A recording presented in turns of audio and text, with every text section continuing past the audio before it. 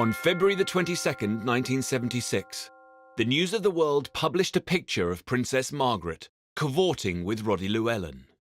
This photograph of her with a younger man on a Caribbean island, soaking up the sun, apparently as lovers, at a time when the rest of Britain is suffering three-day weeks and that sort of thing. It was a game-changing moment. It did produce a rather oppressed frenzy, as it were.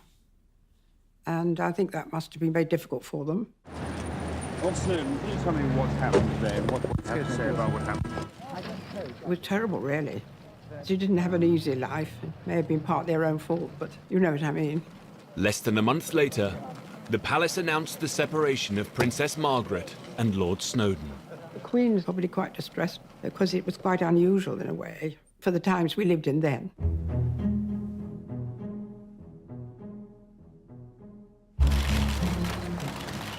Princess Margaret's love life had been a matter of distress for the royal family right back to the 50s. The royals did not get divorced. The royals were perfect. The royals didn't have marital problems. They were the fairy tale. That was the idea. And affairs and divorces and being exposed, scandal in the newspapers, it pretty much brought them down to everyone else's level. The fact that there was a divorce did change a lot of things, because if you remember, people who were divorced weren't allowed to, go to the garden party. They weren't allowed into various bits of royal ascot. You weren't allowed as a divorcee near the royals. Well, of course, when the Queen's sister divorces, so they had to forget about all that. It changed a lot of protocol.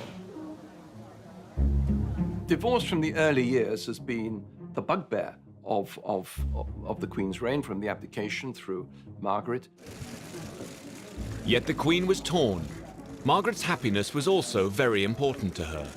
It was difficult for the Queen, and I felt rather guilty always, having introduced Roddy to Princess Margaret. But after Princess Margaret's funeral, the Queen, she said, "I would just like to say, Anna, it was rather difficult moments, but I thank you so much introducing Princess Margaret to Roddy, because he made her really happy." Margaret's love life shattered the image of a stable and loyal royal family. And that, combined with the outcry over the Queen's finances, was making this the Queen's rockiest decade yet.